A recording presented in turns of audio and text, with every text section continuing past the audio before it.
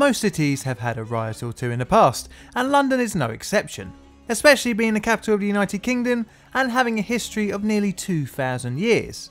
However, the Great Bottle Hoax might have been one of the oddest reasons for a riot, and resulted in an angry mob and the Haymarket Theatre completely gutted. Now, our story starts in late 1748, early 1749, when a number of questionable adverts started popping up in London newspapers. The adverts claimed, among other talents, that a mysterious conjurer possessed the ability to squeeze himself into an empty wine bottle. By today's standards, this is quite obviously the workings of either a prankster or someone who doesn't possess all the required marbles needed to function in society. However, it shows us how gullible our ancestors were. One of the adverts read, "At the new theatre in the Haymarket on Monday next, the 16th instant, to be seen a person who performs the several most surprising things following. First, he takes a common walking cane from any of the spectators, and therein plays the music of every instrument now in use, and likewise sings to a surprising perfection. Secondly, he presents you with a common wine bottle, which any of the spectators may first examine. This bottle is placed on the table in the middle of the stage, and he, without any evocation, goes into it in sight of all the spectators and sings in it. During his stay in the bottle, any person may handle it and see plainly that it does not exceed the common tavern bottle. Those on stage or in the boxes may come in masked habits if agreeable to them, and the performer, if desired, will inform them who they are." As you can see, the claims in the advert are pretty ridiculous, but the adverts had managed to convince enough people to fill up the Haymarket Theatre with a sizable audience, including the King's second son, the Duke of Cumberland. At around 7 PM, after some waiting without any form of entertainment, gradually canes started to pound and groans and hisses manifested from the audience.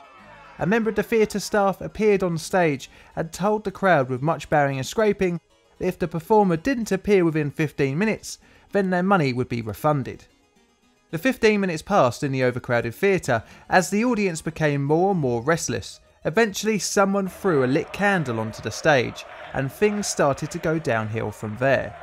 Many of the audience took this as their time to leave, including the Duke of Cumberland. In the scramble, many people left behind personal items as they tried to fight their way out to the exit.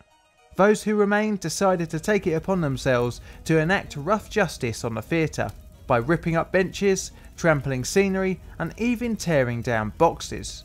Much of the debris was dragged out onto the street and set alight in a bonfire, and part of the theatre's curtain was hoisted up a nearby pole.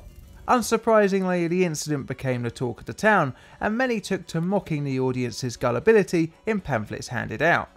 It seems that people back then had a cruel sense of humour, as to print adverts and pamphlets were quite a costly process. Here is one of the pamphlets aimed at trolling the audience.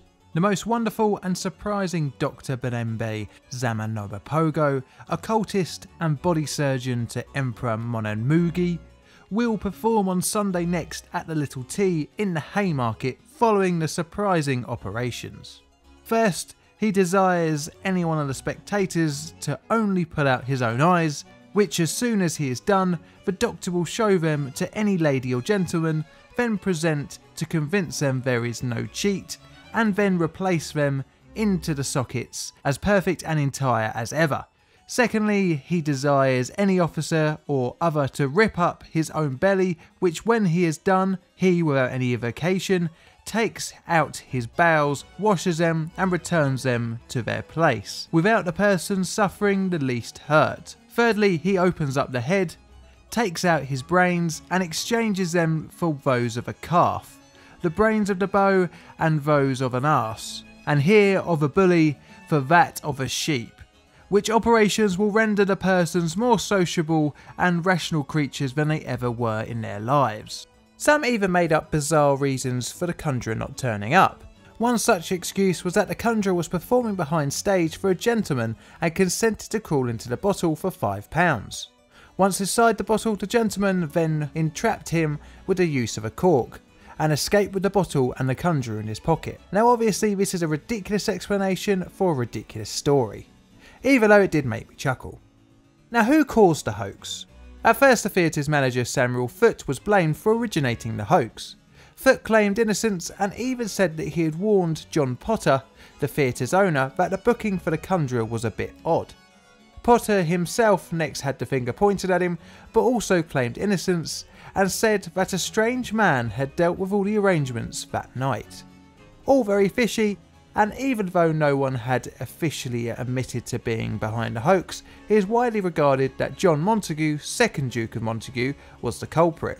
Montagu had been discussing with some noblemen about the gullibility of people, and that he could fill a theatre by promising the most impossible thing.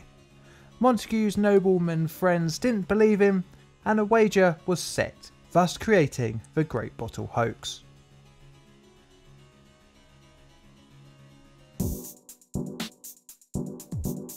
Thank you very much for watching. I hope you enjoyed the video.